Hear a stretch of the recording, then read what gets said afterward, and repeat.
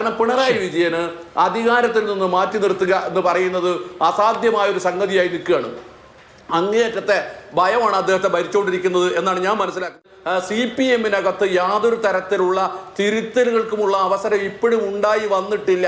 അങ്ങേയറ്റം വേദനാജനകമാണ് ഈ കാര്യം. NV ബാലകൃഷ്ണൻ ലെനിനിസ്റ്റ് സംഘടനാ തത്വം ഒരു പരിചയമാണോ? അപ്പോൾ അങ്ങൊക്കെ CPM-ൽ പ്രവർത്തിച്ചിട്ടുള്ള, അതിന്റെ നേതൃതലത്തിൽ പ്രവർത്തിച്ചിട്ടുള്ള ആളാണല്ലോ. കഴിഞ്ഞ 30 വർഷമായി നടക്കാത്ത ചർച്ചകളും വിമർശനങ്ങളുമാണ് ഉണ്ടാവുന്നത് എന്ന് ചില ജില്ലാ കമ്മിറ്റി അംഗങ്ങൾ നെടുവീർപ്പിടുന്നതായി പത്രങ്ങളിൽ വാർത്ത കാണുന്നു.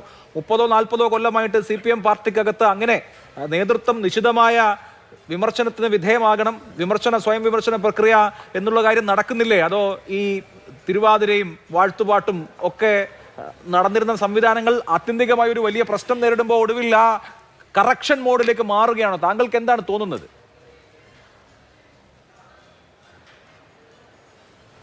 CPM-നകത്ത് കഴിഞ്ഞ കുറേ വർഷങ്ങളായിട്ട് യാതൊരു തരത്തിലുള്ള ചർച്ചയും നടന്നിരുന്നില്ല എന്നുള്ളത് വസ്തുതയാണ്, അനുഭവമാണ്. ഞാൻ CPM-നകത്ത് നിന്ന് ഈ കാര്യങ്ങളെക്കുറിച്ചൊക്കെ ഒരുപാട് തവണ ചർച്ച ചെയ്തിട്ടുള്ള ഒരാളുമാണ്. ചർച്ചയൊന്നും നടന്നിരുന്നില്ല. എന്നാൽ അടുത്ത ഈ തെരഞ്ഞെടുപ്പിന് ഉണ്ടാക്കിയിട്ടുള്ളൊരു സവിശേഷത എന്ന് പറയുന്നത്, അതിനെ തുടർന്ന് CPM-ൻ്റെ വിവിധ ഘടകങ്ങളിൽ വലിയ ചർച്ചകൾ ഉയർന്നു വന്നു എന്ന് നമുക്ക് എല്ലാവർക്കും അറിയാവുന്ന കാര്യമാണ്. നമ്മൾ നിഷേധിക്കേണ്ട കാര്യമൊന്നും ഉണ്ടെന്ന് എനിക്ക് തോന്നുന്നില്ല. വലിയൊരു ചർച്ച ഉയർന്നു വന്നു. പതിവില്ലാത്ത രൂപത്തിൽ പിണറായി വിജയനെ ഉൾപ്പെടെ വിമർശിക്കുന്ന രൂപത്തിലുള്ള നിലപാടുകൾ വന്നു.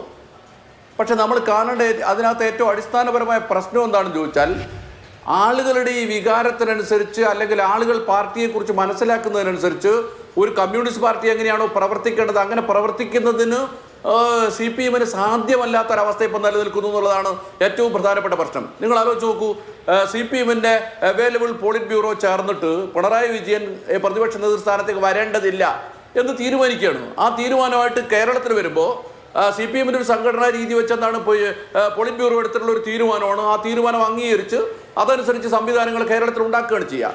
പക്ഷേ കേരളത്തിൽ നടന്നത് എന്താണ്? സംസ്ഥാന സെക്രട്ടേറിയറ്റ് യോഗം ചേർന്നിട്ട് പിണറായി വിജയൻ എന്ന് പറയുന്ന ഒരു മനുഷ്യൻ്റെ പേര് മാത്രം വീണ്ടും പോളിറ്റ് ബ്യൂറോന് അയച്ചു കൊടുക്കുകയാണ്. പോളിറ്റ് ബ്യൂറോന് അയച്ചു കൊടുക്കുമ്പോൾ MA ബേബി എന്ന് പറയുന്ന അഖിലേന്ത്യാ ജനറൽ സെക്രട്ടറിക്ക് സംഘടനാപരമായ കാര്യങ്ങൾ വെച്ചൊരു കാര്യം തീരുമാനിക്കും. ആ കാര്യത്തിനെ കുറിച്ച് ചർച്ചയില്ല. പിണറായി വിജയൻ വേണ്ടതില്ല എന്ന് പോളിറ്റ് ബ്യൂറോ തീരുമാനിച്ചതാണ്. അതുകൊണ്ട് നിങ്ങൾ മറ്റൊരാളെ തെരഞ്ഞെടുക്കുമെന്ന് പറഞ്ഞിട്ട് ഇങ്ങോട്ട് അയക്കാം. പക്ഷേ ബേബി ചെയ്തത് ഒരു അവൈലബിൾ പോളിറ്റ് ബ്യൂറോവിന് പകരം പോളിറ്റ് ബ്യൂറോവിൻ്റെ യോഗം ഓൺലൈനായി ചേർന്നിട്ട് അവിടെ ഭൂരിപക്ഷം ഉണ്ടാക്കി വീണ്ടും പിണറായി വിജയനെ തന്നെ പ്രതിഷ്ഠിക്കുന്ന നിലയിലേക്കാണ് വരുന്നത്. അപ്പോഴും നിങ്ങൾ ഓർക്കണം, അശോക് ദൗളയെ പോലുള്ള, ബിജു കൃഷ്ണനെ പോലുള്ള, അരുണിനെ പോലെയൊക്കെയുള്ള കേരളത്തിനെ കുറിച്ച് വളരെ കൃത്യമായിട്ട് അറിയാവുന്ന പോളിറ്റ് ബ്യൂറോ അംഗങ്ങൾ പിണറായി വിജയൻ മാറണം എന്ന നിലപാട് തന്നെ സ്വീകരിക്കുകയാണ്. പിണറായി വിജയൻ മാറണമെന്ന നിലപാട് ഉന്നത പാർട്ടി കമ്മിറ്റിയിൽ നിന്ന് വരുന്നു. എന്നാൽ ഏറ്റവും താഴെക്കുള്ള എല്ലാ മേഖലകളിലും ശക്തമായ വിമർശനം വരുന്നു.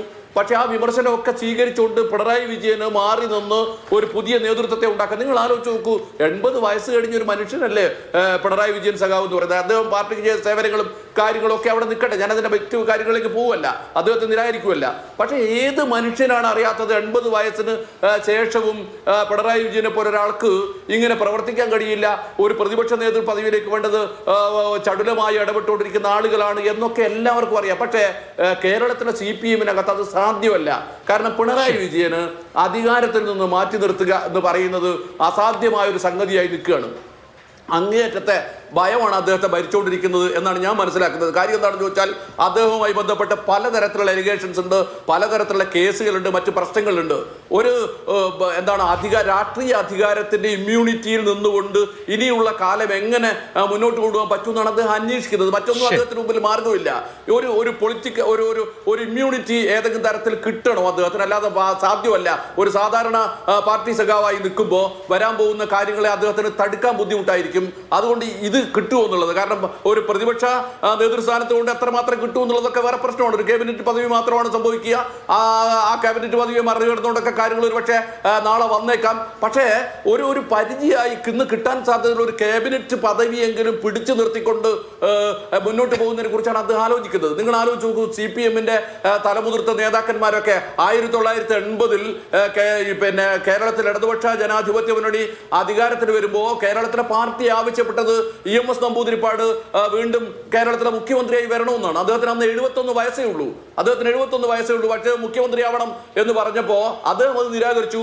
അദ്ദേഹം നിരാകരിച്ചതിനെ തുടർന്ന് EK നായനാരെ മുഖ്യമന്ത്രിയായി തെരഞ്ഞെടുക്കുകയാണ് ചെയ്യുന്നത്. പക്ഷെ ഇവിടെ എന്താണ് തിരിച്ച് പോളിറ്റ് ബ്യൂറോ നിരാകരിക്കുമ്പോഴും താഴെ തരത്തിൽ വലിയ തോതിൽ ചർച്ച നടന്നുകൊണ്ടിരിക്കുമ്പോഴും പിണറായി വിജയൻ മാറാൻ തയ്യാറല്ല, അദ്ദേഹത്തിന് തുടർന്നേ പറ്റൂ എന്നൊരു അവസ്ഥ ഉണ്ടാവുകയാണ്. അതായത് വേറൊരർത്ഥത്തിൽ നമ്മൾ പറഞ്ഞാൽ CPM-നകത്ത് യാതൊരു തരത്തിലുള്ള തിരുത്തലുകൾക്കുമുള്ള അവസരം ഇപ്പോഴും ഉണ്ടായി വന്നിട്ടില്ല. അങ്ങേയറ്റം വേദനാജനകമാണ് ഈ കാര്യം. ശരി, തീർച്ചയായിട്ടും ഞാൻ അങ്ങയിലേക്ക് വരാം. എന്തുകൊണ്ട് അങ്ങനെ സംഭവിക്കുന്നു എന്നുള്ളത് കൗതുകകരമായിട്ടുള്ള കാര്യമാണ്.